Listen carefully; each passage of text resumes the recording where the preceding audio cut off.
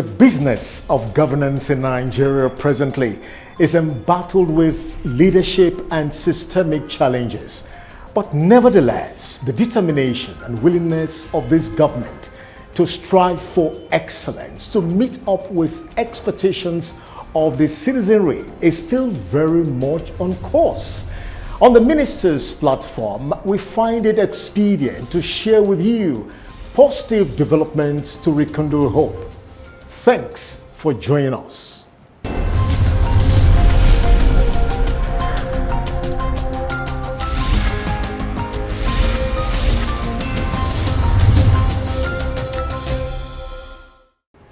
News information across federal ministries is next on Ministry News.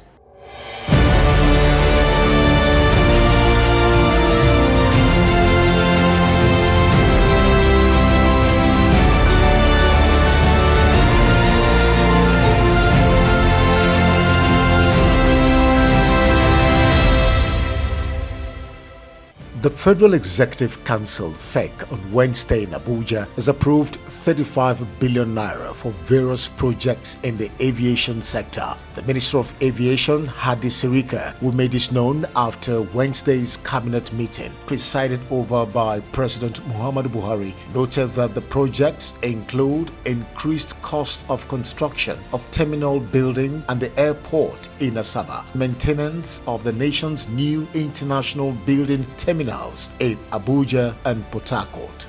The government has put up a program in place to ensure that all infrastructure is being maintained and so that they will remain as they are, perhaps even more improved with regular maintenance. It's for 2 terminal buildings and for the total sum of 5,653,341,729.07 naira. And this will be including, of course, the VAT, which is 7%, and then is for a period of 3 years. The maintenance will run for the 2 airports and is awarded to Master CCECC, who were the company that in the first place built those facilities. And the second memo is approval for variation on contract sum for the construction of a new terminal building and perishable cargo at Akanu Ibiam International Airport in Enugu and that of Asaba. So the Asaba one, is not a federal government airport, but we are putting in a cargo terminal building there.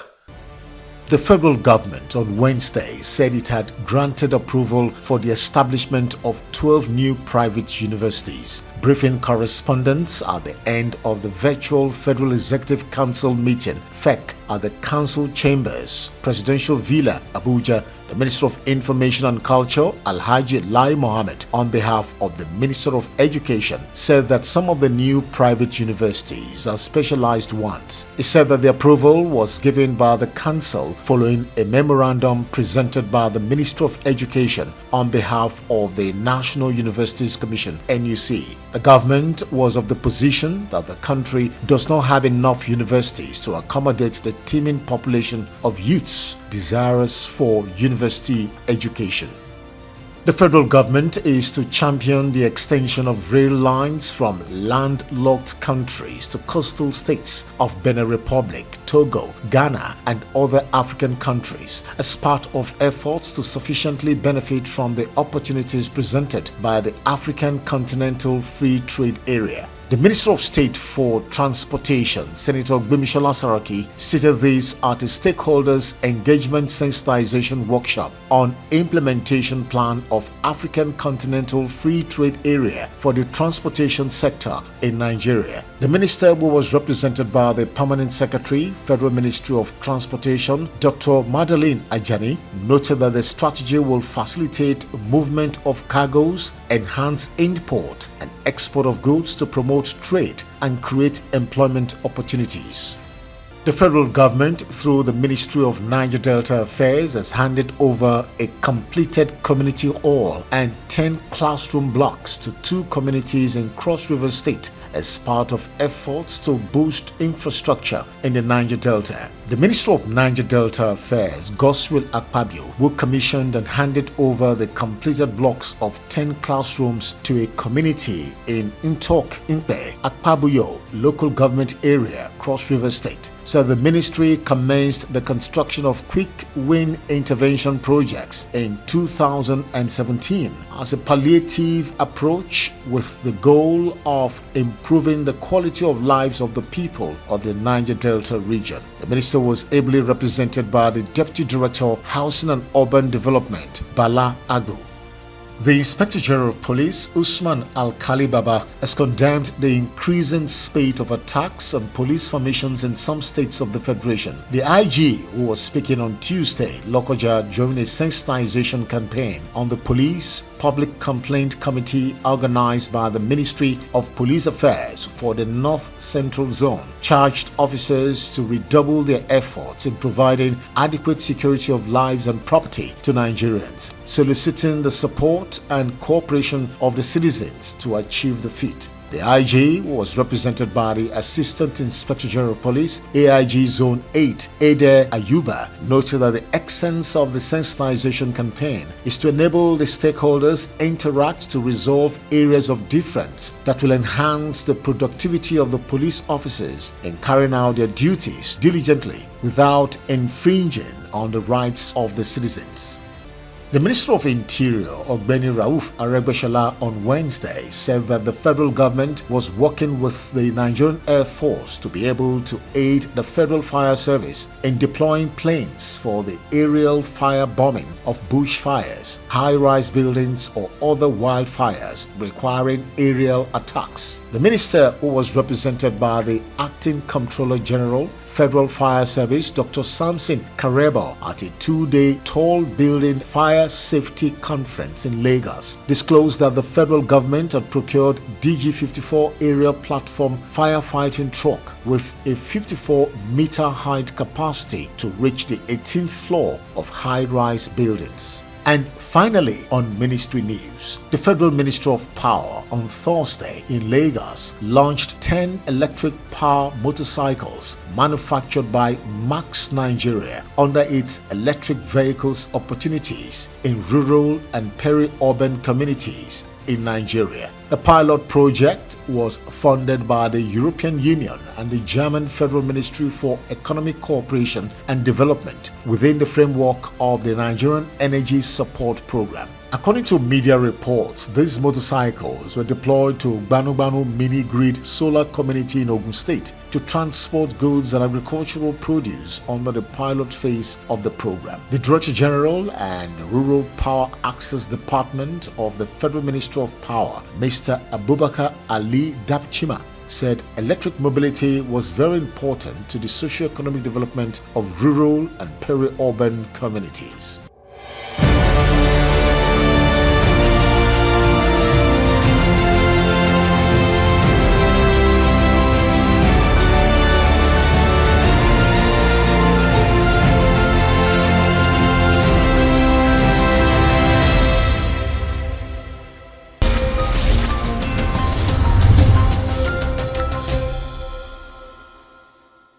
It was quite an engaging week as usual for Mr. President. Let's share with you developments from the presidency.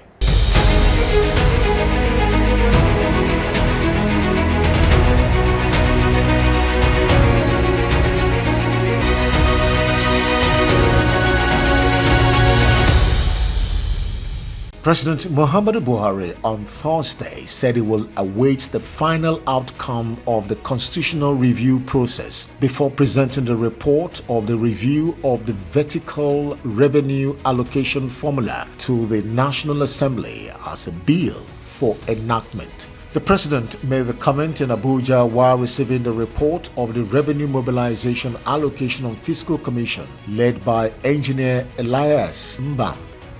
President Muhammadu Buhari has written to the House of Representatives seeking an increase in the provision for petrol subsidy for 2022 from 442 billion naira to 4 trillion naira as a review of the 2022 fiscal framework. The Speaker of the House of Representatives, Femi Gbajabiamila, read the letter during plenary on Thursday. The president cited the rising market price of crude oil heightened by the Russian-Ukraine war, significantly lower oil production volume due principally to production shut-ins as a result of massive theft of crude oil between the production platforms and the terminals.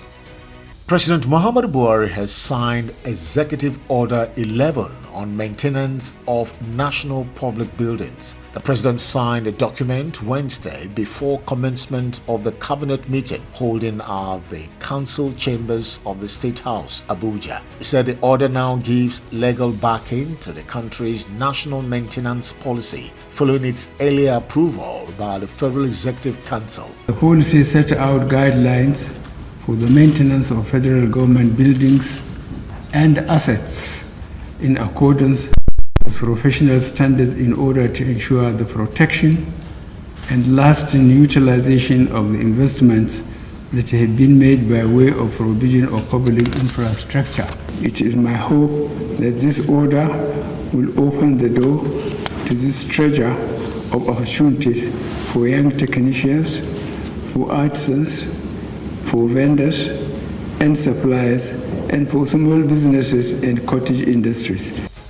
President Muhammadu Buhari has redeployed Mohammed Abdullahi as the new Minister of Environment. Abdullahi was until his new appointment the Minister of State for Science, Technology and Innovation. His redeployment took effect from Wednesday.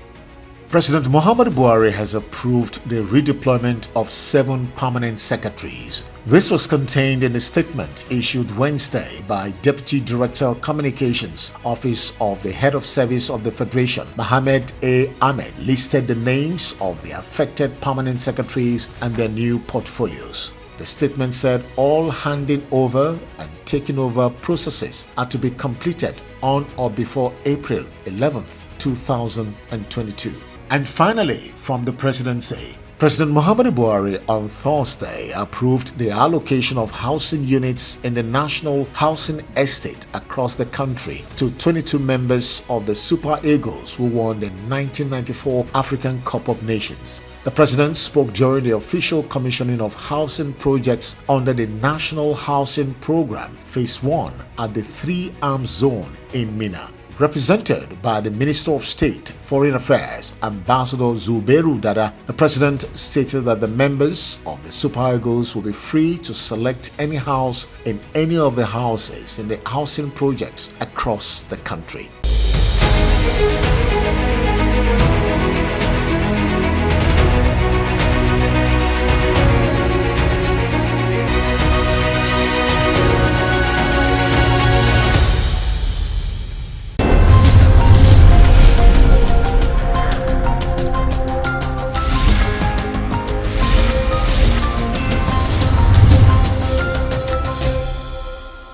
The Federal Ministry of Petroleum Resources had a strategic master plan and specific set targets and mandate to reposition the Nigerian petroleum industry for profitability.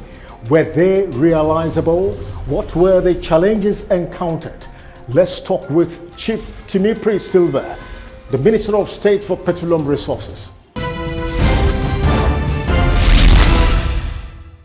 Our strategic master plan, as we came in, was structured around mandates that were given to us.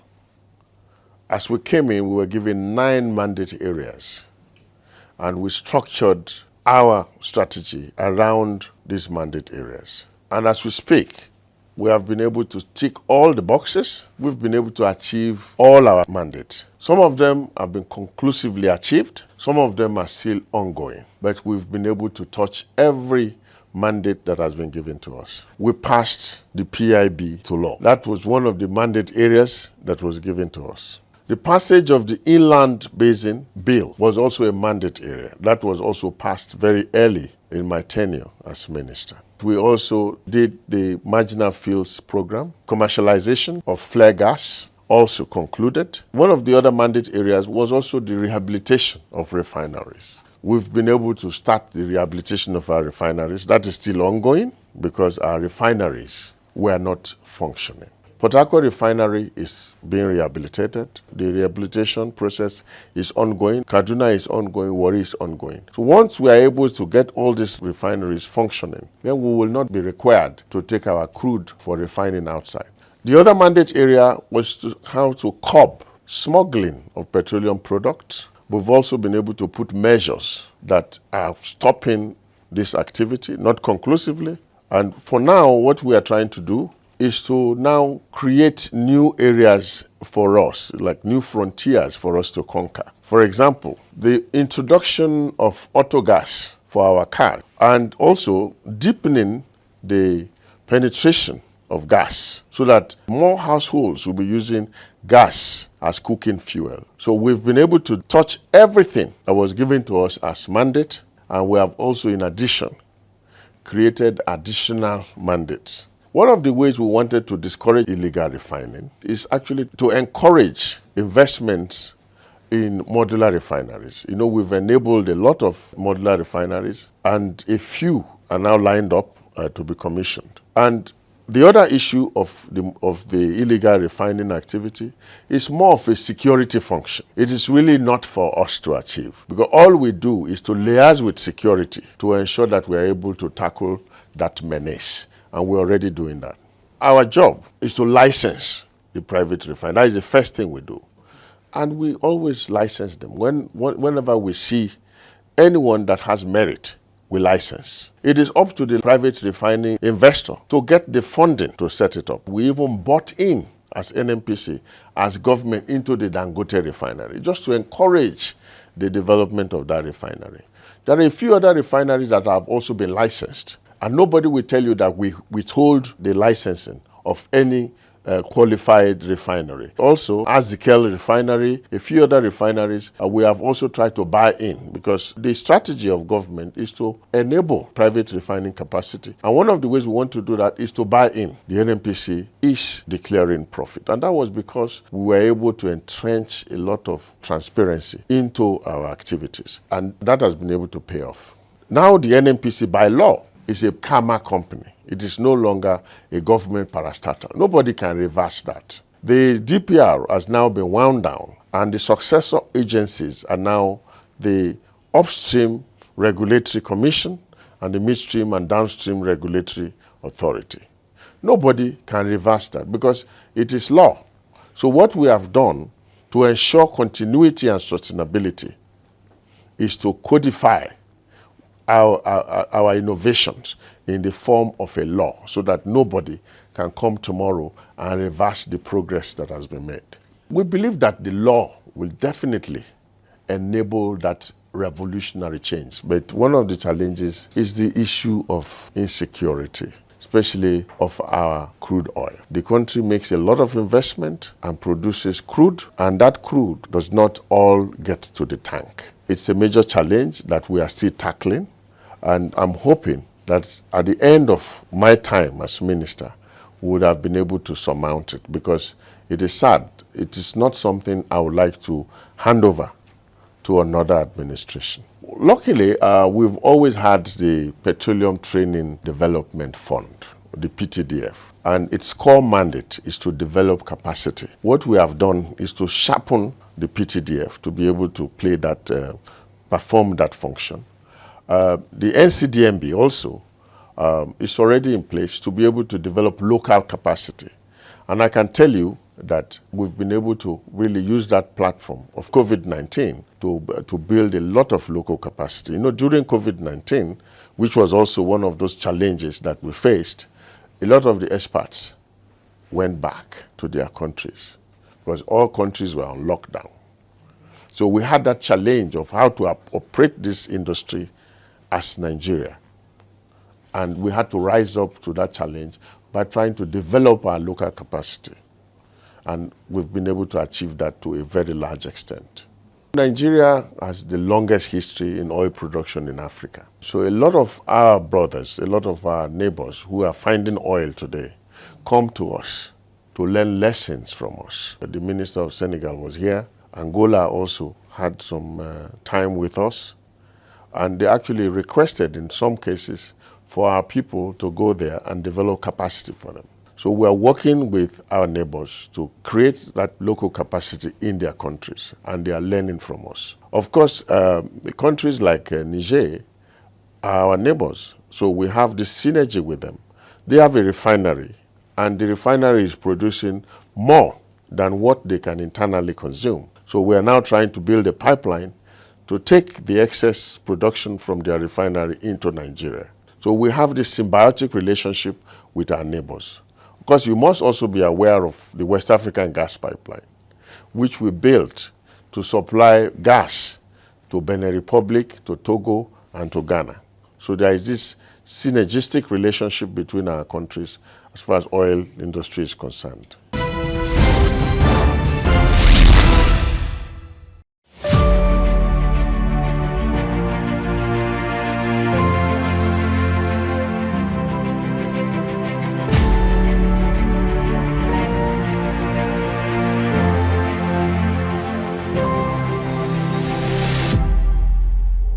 The Nigeria Postal Service, NIPOST, is a critical agency under the Federal Ministry of Communications and Digital Economy.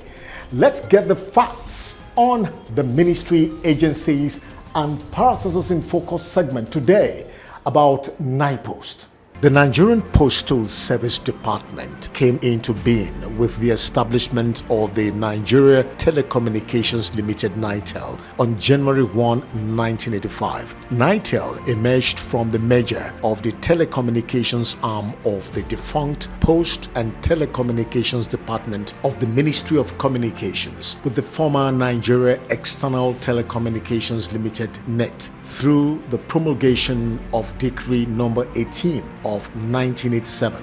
NIPOST became an extra ministerial department. The decree provided, among other functions of NIPOST, the following: to provide and operate facilities for collection, dispatch, and distribution of inland and overseas mail at reasonable cost; to provide and operate philatelic services in Nigeria; to print and provide postage stamps for payment of postage, tariff, and payment of stamp duties; to represent Nigeria in its relations with other bodies concerned with postal services prior to 1992. NIPOST operated as an extra ministerial department in the Ministry of Communications, while Decree 18 of 1987 went through various amendments. In response to the call to grant NIPOST some measure of autonomy, the federal government promulgated Decree 41 of 1992 and classified NIPOST as a government parastatal having the following basic functions: to develop, promote, and provide adequate and efficiently coordinated postal services at reasonable rates; to maintain an efficient system of collection, sorting, and delivery of mails nationwide. In addition to some of the above stated functions, NIPOST also has powers to determine the need for post offices, postal facilities, and equipment as it may determine, to prescribe the amount of postage stamps and the manner in which it is to be paid, to provide philatelic services, to establish and review postal tariff, to explore additional services to boost its revenue, and finally to provide and establish non-postal or similar services. Presently, the Nigerian Postal Services NIPOST has moved away from analog operations and embraced technological solutions with the unveiling of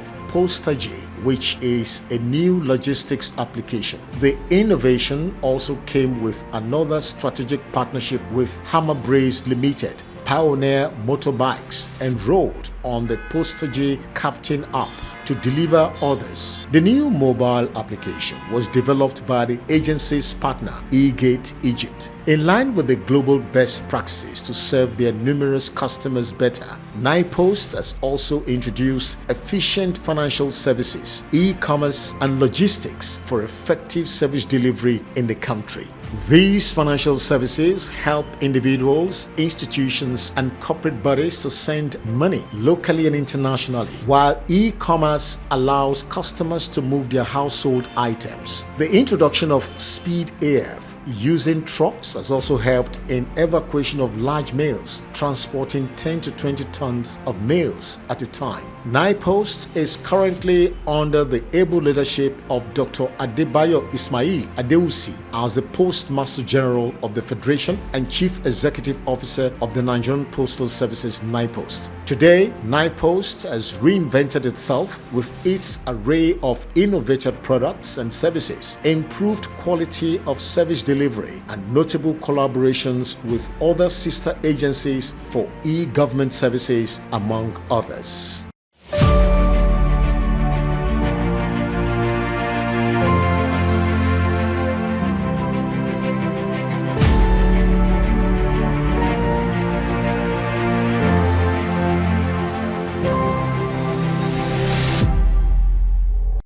The fact that there are no strict laws that governs or guides tenants. For like 2 years now, and I have not seen one person ask me to pay 1 year. Yeah. I like this city because of the job opportunities. The first one is to create an enabling environment, as I've said.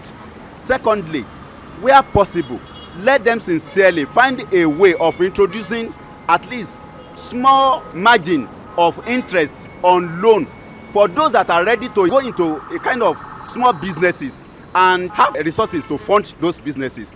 Those that are ready to go to farm, let government sincerely face this issue of security. They should work on taxation.